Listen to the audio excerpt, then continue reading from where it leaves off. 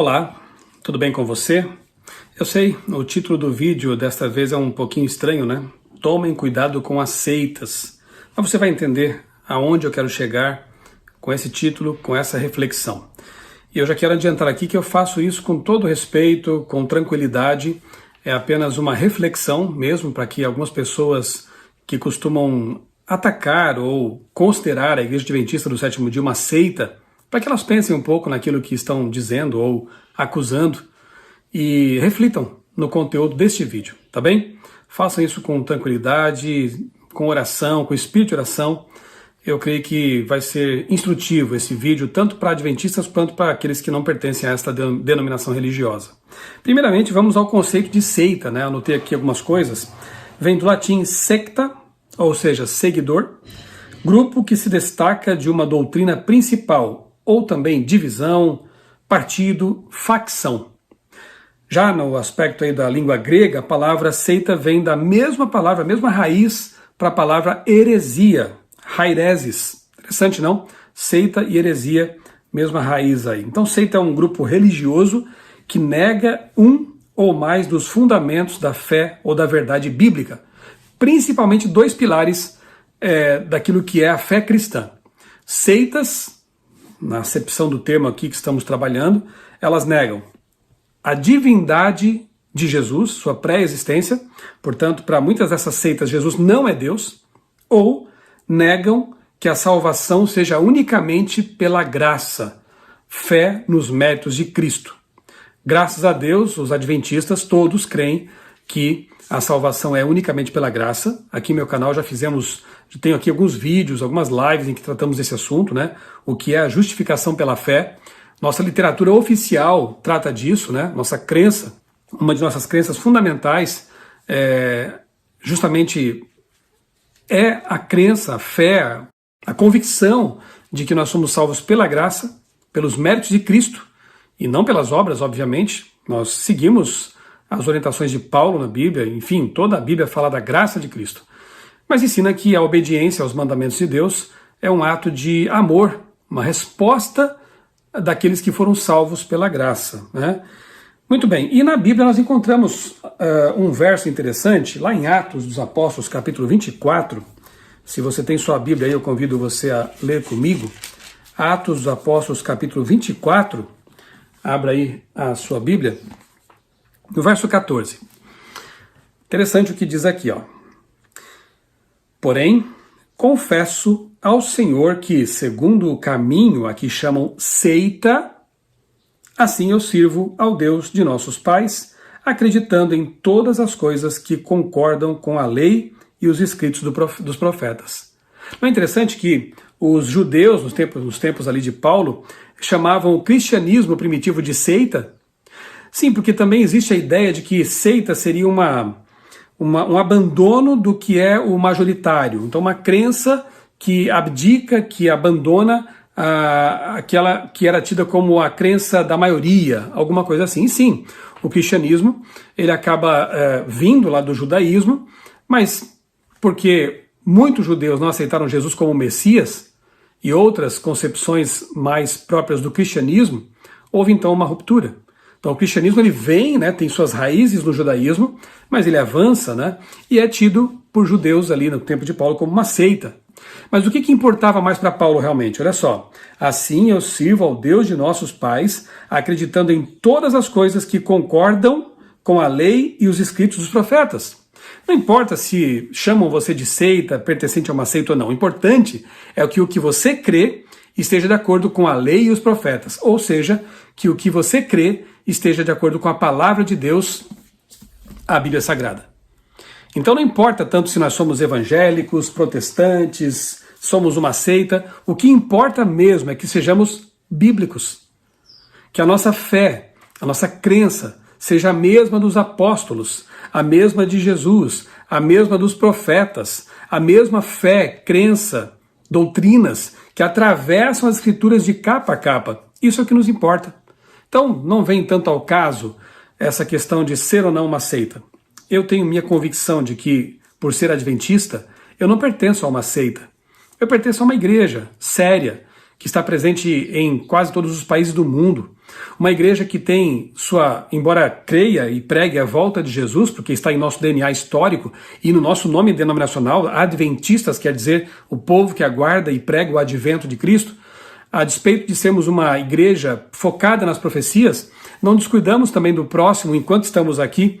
Nós temos muitos hospitais, clínicas, orfanatos, temos escolas espalhadas pelo mundo, nós procuramos ajudar as pessoas com campanhas como Quebrando o Silêncio, Mutirão de Natal, doação de sangue. Sistematicamente os adventistas doam sangue e fazem muitas outras obras e trabalhos que não vem ao caso ficar mencionando, mas estamos aí. A ADRA, Agência Adventista de Desenvolvimento e Recursos Assistenciais, é a primeira agência que, quando acontece uma catástrofe, uma tragédia, está lá na linha de frente, ajudando as pessoas e em todo o planeta, né? Então, eu pertenço a uma igreja séria, uma igreja que é injustamente criticada por muita gente, mas que não conhecem realmente aquilo que nós cremos e fazemos. Então eu procurei nesse vídeo aqui, nesse nosso pequeno estudo, essa consideração, eu elenquei aqui 10 itens, ok? Para que você tome cuidado com as seitas. Veja só se você concorda comigo, se você concorda ou discorda, depois coloque aí nos comentários a sua opinião. Mas, por exemplo, primeiro, cuidado com as seitas que negam a salvação pela graça de Cristo, ok? Existe uma seita aí, que é grande também, milenar, que prega que fora dela não há salvação, que a salvação só pode ser alcançada por meio de sacramentos e por aí vai, né? Então é uma seita, aqueles que negam a salvação pela graça, que quando você se arrepende, você pede perdão diretamente a Deus por meio de Jesus e você recebe o perdão dos pecados. Quem nega isso pertence a uma seita, porque os primeiros cristãos, Jesus, os apóstolos, Paulo, pregavam a salvação pela graça de Cristo. Se algum grupo religioso prega algo diferente, é uma seita, na acepção do termo ali de que é um desvio, né? Uma facção do verdadeiro cristianismo. Segundo, cuidado com as seitas que negam a divindade e a eternidade de Jesus Cristo. Sim, há grupos que, embora talvez até se considerem cristãos, negam que Jesus seja Deus pleno. Os cristãos de verdade, não os sectários, né? Eles acreditam naquilo que o apóstolo João escreveu no comecinho de seu evangelho. No princípio era o Verbo estava com Deus e o Verbo era Deus. Todas as coisas foram feitas por Ele, e sem Ele, nada do que foi feito se fez. Ele é o Pai da eternidade, é o Deus forte, como está lá em Isaías capítulo 9. Ele é Deus conosco, como definiu o nome dele, o anjo que apareceu para Maria e José. Então Jesus, para o cristão de verdade, é Deus pleno, eterno, nunca teve começo, nunca terá fim. É o mesmo hoje, ontem e será eternamente. De eternidade a eternidade, tu és Deus, e Jesus é esse Deus. Então, cuidado com seitas que negam a divindade e a eternidade de Jesus. Terceiro, cuidado com seitas que relativizam a palavra de Deus. Hoje está na moda aí o tal do cristianismo progressista, são grupos, algumas igrejas moderninhas que negam a inspiração de toda a Bíblia. Alguns selecionam partes da Bíblia que eles consideram mais convenientes, deixam de lado ou consideram como não inspirados trechos da Bíblia que condenam geralmente seus pecados. Então cuidado com seitas que relativizam a palavra de Deus, que minimizam a inspiração, que não acreditam como Paulo, como Jesus, que toda a Escritura é divinamente inspirada. Nós adventistas cremos nisso, que a Bíblia é a suprema regra de fé e prática dos cristãos e que ela é, de capa a capa, inspirada por Deus. Cuidado com as seitas que negam essa verdade básica. Quarto, cuidado com as seitas que pregam a hipergraça e desprezam a obediência. Aí já vão para outro extremo, né? Grupos, pessoas, pregadores que super enfatizam a graça, mas que aí pode ser chamada de graça barata, quase que um universalismo, como se Deus fosse salvar todos, independentemente do que fazem, do que creem, né? E cuidado então com esses que desprezam a obediência, desprezam o conceito de pecado e acham que Deus vai tolerar todas as coisas. Cuidado, isso também não corresponde ao que a Bíblia ensina. Deus espera de nós uma vida prática que corresponda àquilo que nós professamos, àquilo que nós dizemos crer. Quinto, cuidado com as seitas que minimizam os mandamentos de Deus. Seitas que dizem que você só precisa guardar 9 mandamentos. Um deles ali você pode descartar, pode desconsiderar, foi mudado ou foi abolido, coisa parecida. Enquanto lá em Tiago, vamos ler esse texto, ele é muito contundente, né? E eu acho que vale a pena nós lermos aqui na Bíblia esse texto aqui. Tiago, capítulo 2. Abra sua Bíblia aí, por favor, se você tem por perto, no seu celular. Tiago 2, eu vou ler de 10 a 12 aqui, ok? Pois quem guarda toda a lei, mas tropeça em um só ponto, se torna culpado de todos. Isso aqui é muito sério, né? Eu não posso dizer para minha esposa, querida, eu vou ser fiel a você 6 dias por semana, no 7º dia eu vou ser infiel. Você não é fiel, simplesmente. Eu vou ser fiel a Deus em 9 dos 10 mandamentos. Eu vou quebrar. Você não é fiel. Então, para deixar bem claro que mandamentos são esses aqui a que Tiago se refere, eu vou ler os versos 11 e 12. Porque aquele que disse, não cometa adultério, também ordenou, não mate ou não matarás. Onde estão esses mandamentos aqui? Ele cita 2, para que a pessoa tenha certeza de que lei ele está falando. Sim, nos 10 mandamentos.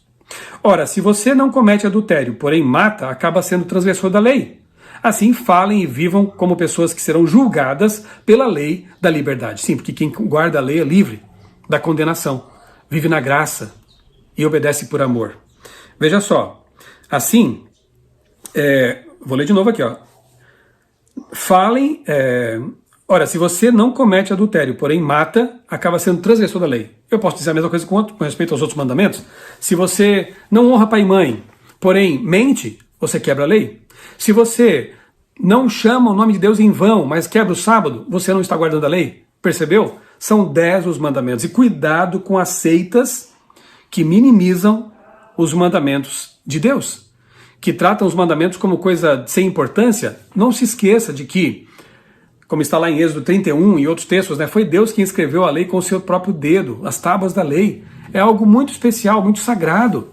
Jesus disse lá em Mateus capítulo 5, eu não vim para abolir a lei nem os profetas, eu vim para cumprir, eu vim dar o exemplo. Jesus guardava o sábado. Jesus ele era fiel aos mandamentos que ele mesmo entregou para Moisés. Não poderia ser diferente. Nos últimos dias é dito que o povo de Deus estará guardando a lei de Deus, aqueles que guardam os mandamentos de Deus e têm o testemunho de Jesus, como está lá em Apocalipse 12, 17. Então, minimizar a lei de Deus é uma atitude sectária. Não vem de Deus isso aí. Cuidado com as seitas que minimizam os mandamentos de Deus. João 14,15 diz, se vocês me amam, Jesus disse isso, se vocês me amam, guardem os meus mandamentos. Sexto, cuidado com seitas que guardam o domingo. Eu tenho aqui em minha biblioteca um catecismo católico, mais de um na verdade. Esse é um catecismo antigo. Já mostrei alguns vídeos aqui para vocês, inclusive, que há uma admissão sincera, honesta, de que o domingo o sábado foi trocado pelo domingo por ordem, por uma determinação da Igreja Católica, a começar, lógico, né, pela lei lá a lei dominical de Constantino, né, mas o catolicismo acaba incorporando isso e a Igreja Católica sanciona essa mudança. Tanto é que os mandamentos contidos no catecismo são diferentes dos contidos na Bíblia. Se você pegar um catecismo, você perceberá que ali eles omitem o 4º mandamento, que manda santificar o sábado, eles quebram o 10º em 2 para manter, né, continuar com 10 mandamentos, e assim fazem essa alteração na lei de Deus. E colocam o 3º mandamento como sendo guardar domingos e festas de guarda, né? Isso não é bíblico. Então cuidado com seitas que guardam o domingo, porque isso vem de uma tradição humana. Isso foi uma modificação operada por seres humanos. Deus jamais autorizou nem autoriza que sua lei seja modificada, seja alterada.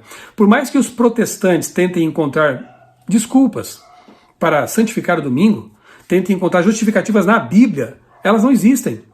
O fato de Jesus ressuscitar no domingo, tendo guardado o sábado em sua morte, inclusive, não torna o domingo um novo dia de repouso.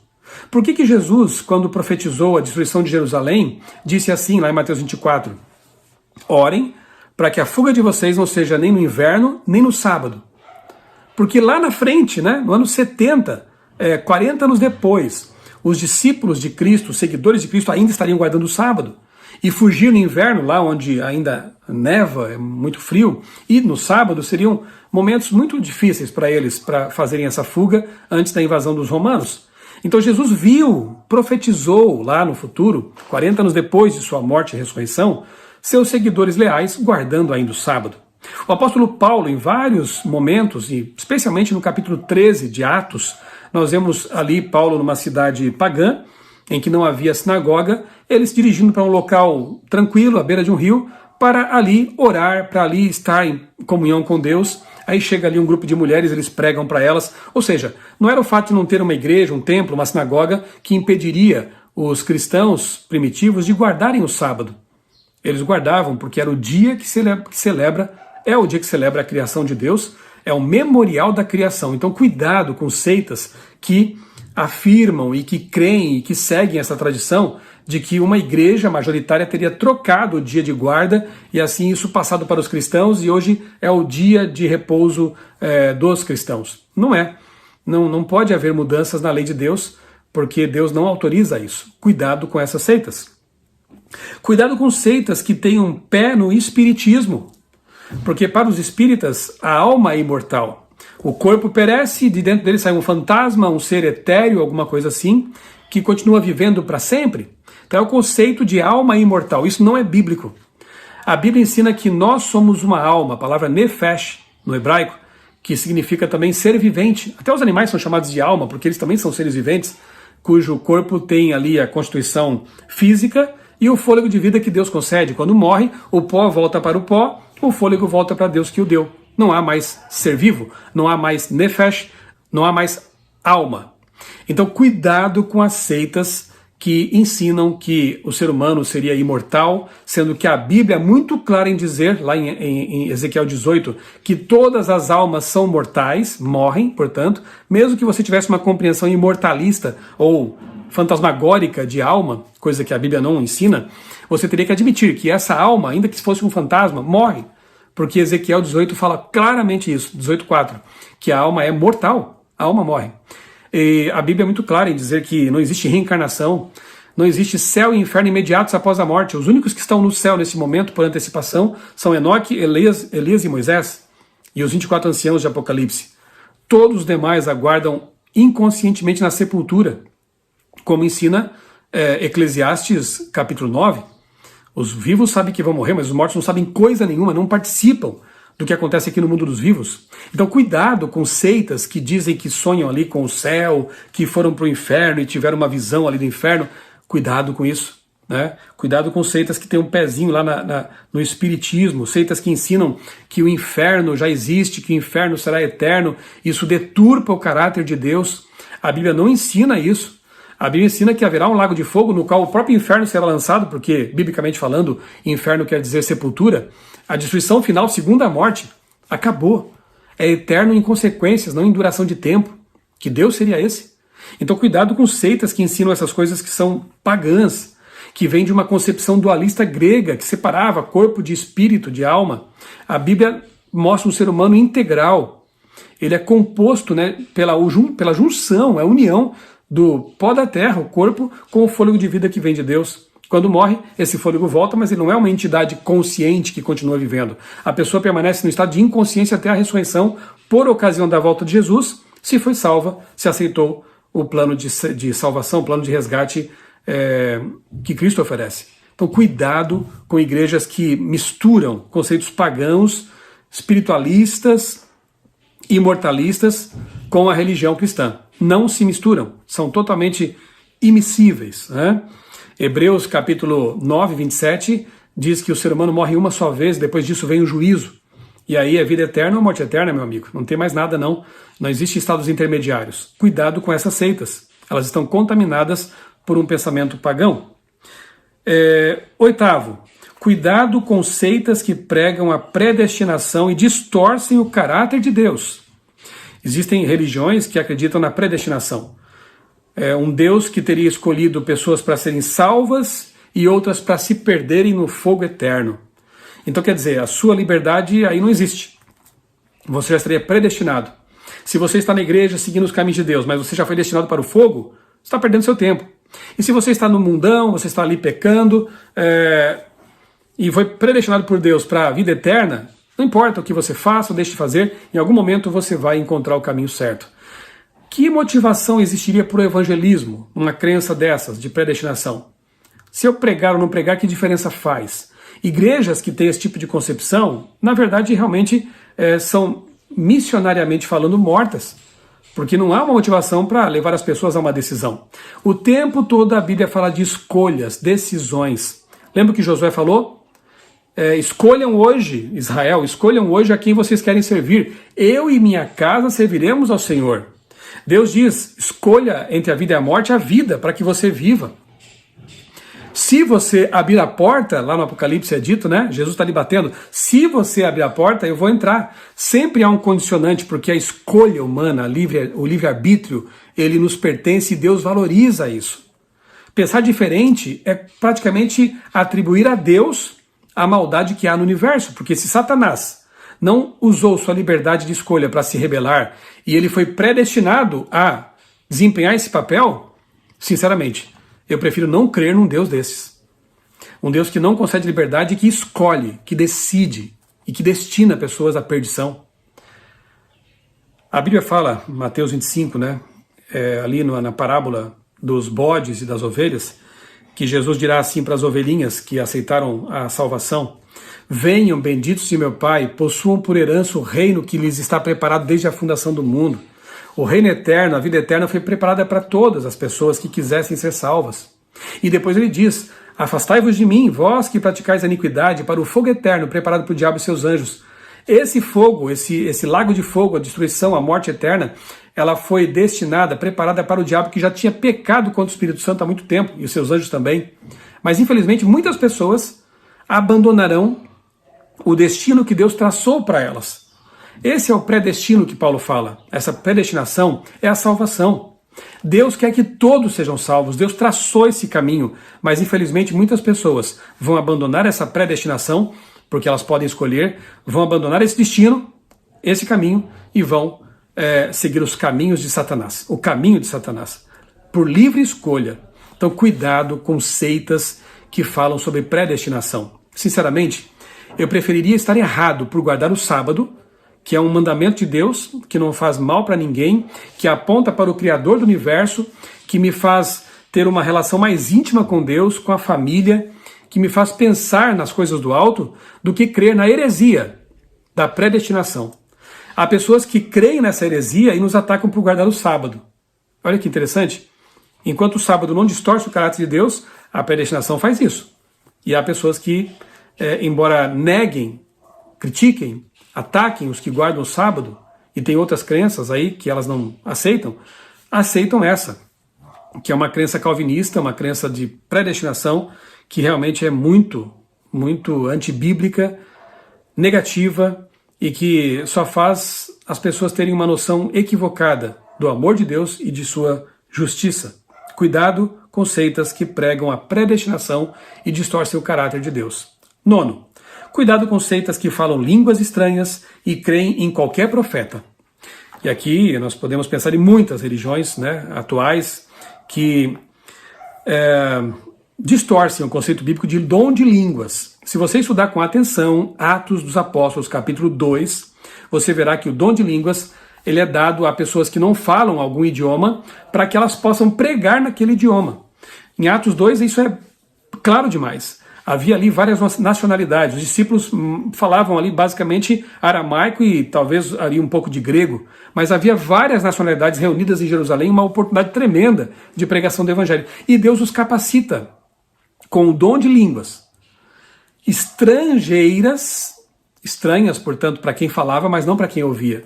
Porque o texto diz que as pessoas estavam maravilhadas porque entendiam em sua própria língua. Então esse é o dom de línguas verdadeiro. Em 1 Coríntios capítulo 14, lá em Corinto, né, estava acontecendo muitas coisas estranhas, inclusive esse falso dom de línguas. O falso dom de línguas. E Paulo ali faz uma série de recomendações, estabelece regras que, se fossem cumpridas, acabaria com aquele falso dom. Ele diz, por exemplo, que não deveriam falar todos ao mesmo tempo. Como é que são as igrejas hoje? As pentecostais, neopentecostais. Que se houvesse a manifestação do dom de línguas, que falasse um ou no máximo dois, e que fosse um de cada vez, e que houvesse intérprete. Porque de nada adiantaria alguém chegar numa igreja que todo mundo fala português, falando japonês, pregando em japonês, porque ninguém seria edificado. Então que tivesse um tradutor, um intérprete, e que tudo fosse feito com reverência, com ordem, bem diferente de muitos cultos que vemos hoje em dia, não é verdade? O dom de línguas bíblico é uma coisa. A glossolalia, esse fenômeno psicológico, é outra coisa bem diferente. Ou até produzido por pessoas que querem muito fazer isso, né? E outras explicações mais que se possam dar para esse fenômeno do pretenso dom de línguas estranhas. Biblicamente falando, não tem nada a ver com o que alguns têm feito hoje em dia. Então, cuidado com as seitas que praticam e acham que isso é um sinal do batismo do Espírito Santo. Veja bem, vários personagens da Bíblia foram batizados nas águas e você não vê eles falando línguas, né? Jesus foi batizado nas águas, saiu dali do rio, né? E não falou línguas estranhas, né? O eunuco etíope foi batizado nas águas e não falou línguas estranhas. Vários personagens, Paulo diz que ele não falava a tal da língua dos anjos, que segundo ele nem é lícito aos homens falar. Paulo era um homem de Deus, usado pelo Espírito Santo, e ele fala que não falava línguas, né? Línguas dessas que hoje alguns atribuem como sendo línguas estranhas, né? Língua de anjos. Falava idiomas, porque era uma pessoa muito culta. Então, como explicar esse fenômeno de que pessoas claramente guiadas pelo Espírito Santo na Bíblia nunca falaram línguas estranhas? Esse fenômeno atual. Então, cuidado com seitas que aceitam todo tipo de profeta, mesmo aqueles que falam coisas que não se cumprem, que falham. Profetas que estranhamente não guardam os mandamentos de Deus, não seguem as orientações bíblicas dadas pelo Espírito Santo, mas querem falar em nome do Espírito Santo. Que Espírito Santo é esse que não orienta essas pessoas no que diz respeito ao que comer, o que beber, o que crer, o que praticar? É estranho isso, né? Sendo que um dos principais elementos bíblicos para identificar um verdadeiro profeta é a obediência aos mandamentos de Deus, a palavra de Deus, como está lá em Isaías capítulo 8. Então cuidado com seitas que creem no dom de línguas e também aceitam todo tipo de profeta, falando todo tipo de coisas, algumas antibíblicas e outras que não se cumprem. E 10º, cuidado com seitas que pregam a teologia da prosperidade e a teologia coach, que está na moda hoje em dia. Seitas que dizem que você vai prosperar, que você vai ter tudo o que você quiser, você ambicionar, quase uma seita de pensamento positivo, as seitas coach, né? E aquelas que pregam a teologia da prosperidade deturpam também o caráter de Deus, transformam a igreja num comércio. Deus não prometeu abençoar todo mundo da mesma forma e de maneira financeira, né? No aspecto financeiro. A maior parte dos cristãos, além de ser perseguidos, né, eles eram pobres de riquezas deste mundo, eram pessoas humildes, né, foram realmente perseguidos duramente. Então, que crença é essa, que pregação é essa de que hoje tudo vai dar certo, você vai prosperar, você vai ter uma casa nova, vai ter um carro novo? Deus não promete isso para todo mundo. Alguns terão, obviamente. Deus sabe para quem vai dar e Ele é soberano. O que eu tenho que fazer é ser contente com o que eu tenho. O ensinamento bíblico é ter contentamento. Ser grato a Deus pelo pão, pela água, pela roupa com que vestir. E isso não vai faltar para aqueles que amam a Deus. Agora, se Ele quer dar mais para alguns, isso é a vontade de Deus, isso é a soberania dEle. Mas pregar que Deus vai fazer todo mundo prosperar, pegar todo o texto bíblico que puder para pregar essa mensagem de prosperidade, cuidado com essas seitas.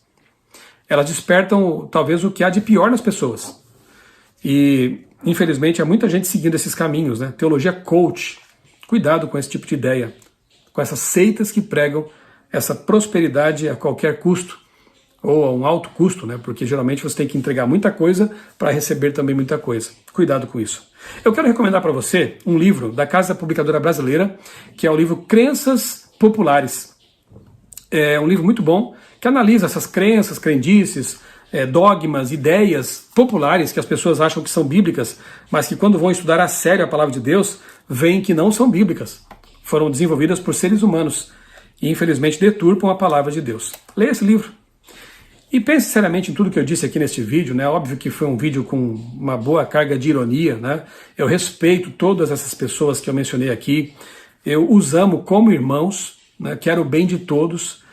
Eu já pertencia a uma dessas seitas, né? Uma seita majoritária, que tinha muitas crenças que na verdade eram dogmas e depois eu descobri estudando a palavra de Deus, a Bíblia Sagrada, eu compreendo isso. Eu entendo que Deus tem o tempo dele e nós também temos, mas o importante é abrir a mente e o coração para receber a verdade. João 8,32. E vocês conhecerão a verdade os libertará. Permita que Deus liberte você dessas crendices, dessas ideias, desses dogmas que não são bíblicos, que não levam a nada, que só atrapalham na verdade. E cuidado com essas falsas acusações, né? Muitas vezes tem muita gente aí acusando de seita quem não é seita, quem procura viver à luz daquilo que a Bíblia ensina. E tem sido injustamente acusado de ser uma seita na acepção do termo, né, nessa acepção negativa do termo, como uma facção. Repito, eu me tornei adventista porque eu percebi que essa igreja, ela segue o cristianismo primitivo. Ela segue as orientações dadas na palavra de Deus.